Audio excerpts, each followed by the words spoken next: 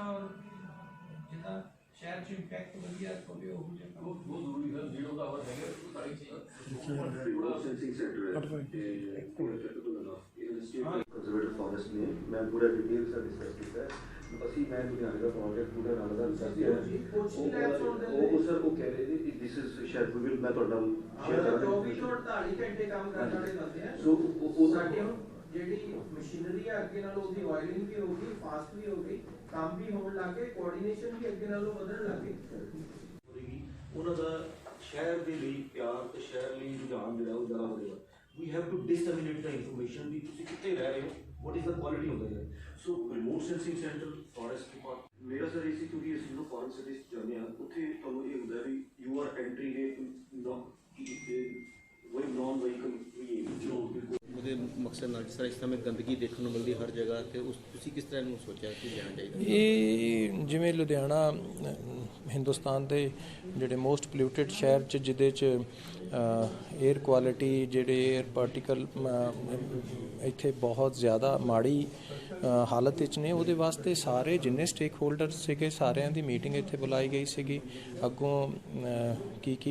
ਇਹਦੇ 'ਤੇ ਸਟੱਡੀਜ਼ ਹੋਈਆਂ ਉਹਦੀ ਪ੍ਰੈਜੈਂਟੇਸ਼ਨ ਲਿੱਤੀ ਗਈ ਅਤੇ ਅੱਗੋਂ ਕਿਸ ਤਰੀਕੇ ਇਹਨਾਂ 'ਚ ਸੁਧਾਰ ਕੀਤਾ ਜਾਣਾ ਹੈ ਕਿਹੜੇ ਡਿਪਾਰਟਮੈਂਟ ਦੀ ਕੀ ਡਿਊਟੀ ਹੈ ਉਹ ਸਾਰਿਆਂ ਦੀ ਇੱਥੇ ਮੀਟਿੰਗ ਲਈ ਇਹਦੇ 'ਚ ਬਾਕਾਇਦਾ ਤੌਰ 'ਤੇ ਕਾਰਪੋਰੇਸ਼ਨ ਪੋਲਿਊਸ਼ਨ ਬੋਰਡ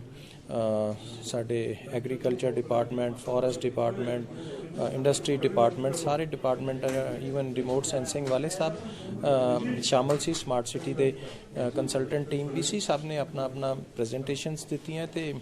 ਆਉਣ ਵਾਲੇ ਟਾਈਮ 'ਚ ਇਹਦੇ ਵਾਸਤੇ ਮਕੈਨੀਕਲ ਸਵੀਪਿੰਗ ਕਿਸ ਤਰੀਕੇ ਹੈ ਮਿੱਟੀ ਕਿਸ ਤਰ੍ਹਾਂ ਕਿਸ ਸੜਕਾਂ ਤੋਂ ਹਟਾਉਣੀ ਹੈ ਉਹਦੇ ਵਾਸਤੇ ਪ੍ਰੋਜੈਕਟ ਜਦੋਂ ਏਅਰ ਪੋਲਿਊਸ਼ਨ ਵੱਧਦੀ ਹੈ ਉਹਦੇ ਵਾਸਤੇ ਸਪ੍ਰਿੰਕਲਰਸ ਜਾਂ ਫਾਊਂਟੇਨਸ ਉਹਦਾ ਕੀ ਅਰੇਂਜਮੈਂਟ ਕਰਨਾ ਹੈ ਉਹਦੇ ਬਾਰੇ ਡਿਸਕਸ਼ਨਸ ਕੀਤੀ ਗਈ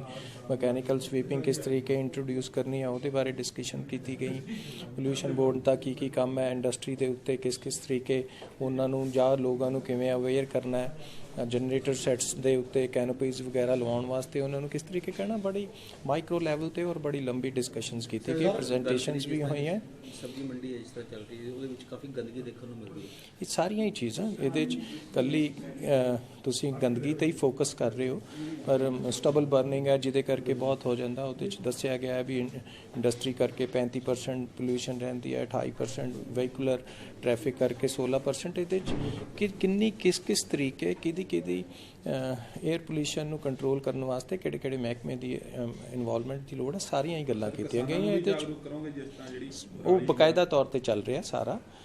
ਅਵੇਅਰਨੈਸ ਤਾਂ ਮੈਂ ਤੁਹਾਨੂੰ ਦੱਸਿਆ ਵੀ ਬਹੁਤ ਵੱਡਾ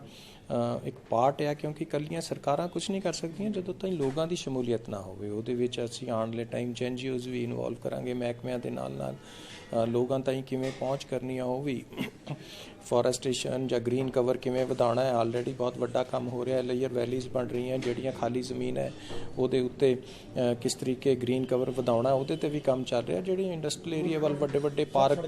ਵੱਡੇ ਪਾਰਕ ਪਏ ਹੈ ਉਹਨਾਂ ਦੇ ਉੱਤੇ ਕਿਸ ਤਰੀਕੇ ਪੇੜ ਲਗਾਏ ਜਾਣ ਔਰ ਇੰਡਸਟਰੀਲਿਸਟ ਨੂੰ ਵਿੱਚ ਇਨਵੋਲਵ ਕੀਤਾ ਜਾਏ ਉਹਦੇ ਵਿੱਚ ਇੰਡਸਟਰੀ ਡਿਪਾਰਟਮੈਂਟ ਔਰ ਕਾਰਪੋਰੇਸ਼ਨ ਦੋਨਾਂ ਨੂੰ ਕੰਮ ਕਰਨ ਨੂੰ ਕਿਹਾ ਗਿਆ ਇਹ ਸਾਰੇ ਕੰਮਾਂ 'ਤੇ ਮੇਰਾ ਇੱਕ ਲਾਸਟ ਕੁਐਸਚਨ ਹੈ ਜਿਸ ਤਰ੍ਹਾਂ ਕਿ ਹੁਣ ਕਿਸਾਨੀ ਸੰਘਰਸ਼ ਚੱਲ ਰਿਹਾ ਉੱਥੇ ਕਿਤੇ ਨਾ ਕਿਤੇ ਪੋਲੀਟੀਕਲ ਪਾਰਟੀਆਂ ਨੂੰ ਐਂਟਰੀ ਨਹੀਂ ਦਿੱਤੀ ਜਾਂਦੀ ਨਾ ਮਾਈਕ 'ਤੇ ਦਿੱਤਾ ਜਾਂਦਾ ਅਤੇ ਤੁਹਾਨੂੰ ਲੱਗ ਰਿਹਾ ਹੈ ਕਿ ਏਜੰਡਾ ਜਿਹੜਾ ਹੈਗਾ ਕਾਫੀ ਜਿਹੜਾ ਉਹ ਏਜੰਡਾ ਹੈ ਜਿਹੜਾ ਉਹ ਅੰਦੋਲਨ ਚੱਲਦਾ ਪਿਆ ਉਹ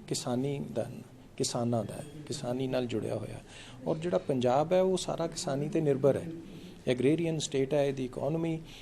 ਕਿਸਾਨਾਂ 'ਤੇ ਨਿਰਭਰ ਕਰਦੀ ਹੈ ਇਸ ਕਰਕੇ ਸਾਰੀਆਂ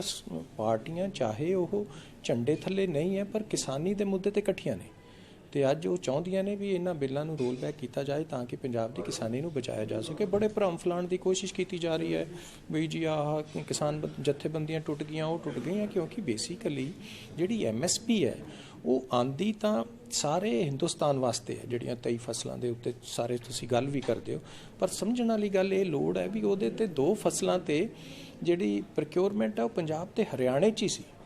ਅਤੇ ਇਹਨੂੰ ਵੀ ਡੈਮੇਜ ਕਰਨ ਦੀ ਕੋਸ਼ਿਸ਼ ਕੀਤੀ ਜਾ ਰਹੀ ਹੈ ਜਾਂ ਤਾਂ ਪੰਜਾਬ ਅਤੇ ਹਰਿਆਣੇ ਦਾ ਸਿਸਟਮ ਅਗਰ ਤੁਸੀਂ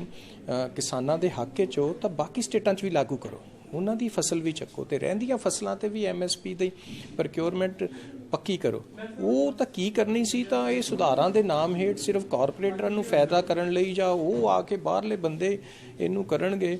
ਤੇ ਉਹਨਾਂ ਨੂੰ ਰਿਲੈਕਸੇਸ਼ਨਾਂ ਵੀ ਇੰਨੀਆਂ ਦੇਤੀਆਂ ਤੇ ਇੱਥੇ ਤੇ ਮੰਡੀਕਰਨ ਸਿਸਟਮ ਨੂੰ ਵੀ ਬਰਬਾਦ ਕਰਨ ਦੀ ਕੋਸ਼ਿਸ਼ ਕੀਤੀ ਗਈ ਹੈ। ਇਸ ਤਰੀਕੇ ਦੇ ਭਰਮ ਹੈ ਜਿਹੜੇ ਸੈਂਟਰ ਗਵਰਨਮੈਂਟ ਬਾਰ-ਬਾਰ ਫੈਲਾ ਰਹੀ ਹੈ।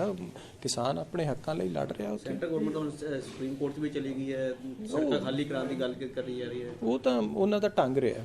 ਕਿਸ ਤਰੀਕੇ ਉਹਨਾਂ ਨੇ ਕਿਹੜਾ ਹੀਲਾ ਵਰਤਣਾ ਹੈ, ਕਿਸਾਨਾਂ ਨੂੰ ਬਦਨਾਮ ਕਰਨ ਦੀ ਕੋਸ਼ਿਸ਼ ਕਰ ਲਈ, ਅੱਤਵਾਦੀ ਖਾਲਿਸਤਾਨੀ, ਜਦੋਂ ਇਹ ਏਜੰਡਾ ਚੱਲਿਆ ਨਹੀਂ ਕਿਉਂਕਿ ਉਹਨਾਂ ਨੇ ਇਸ ਤਰੀਕੇ ਇਹ ਸਾਰਾ ਐਜੀਟੇਸ਼ਨ 3 ਮਹੀਨੇ ਤੋਂ ਲੜਿਆ ਵੀ ਕਿਤੇ ਕੋਈ ਅਣਸੁਖਾਵੀ ਘਟਨਾ ਹੋਈ ਨਹੀਂ ਜਿੰਨੀ ਦੇਰ ਤੱਕ ਸੈਂਟਰ ਕੋਈ ਉਹਨਾਂ ਨੂੰ ਮਜਬੂਰ ਨਾ ਕਰ ਦੇਵੇ ਕਰਨ ਨੂੰ। ਪਰ ਉਹ ਇੰਨਾ ਪੀਸਫੁਲ ਡੈਮੋਨਸਟ੍ਰੇਸ਼ਨ ਐਡੇ ਵੱਡੇ ਲੈਵਲ ਦੇ ਹੋਣ ਦੇ ਬਾਵਜੂਦ ਵੀ ਉਹਨਾਂ ਦੀ ਜਿਹੜੀ ਉਹ ਹੰਕਾਰ ਹੈ ਨਾ ਉਹ ਹਲੇ ਤਾਈਂ ਘਟਿਆ ਨਹੀਂ। ਪਰ ਲੋਕ ਰਾਏ, ਲੋਕ ਆਵਾਜ਼ ਸੁਣਨੀ ਪਏਗੀ ਸਭ ਨੂੰ।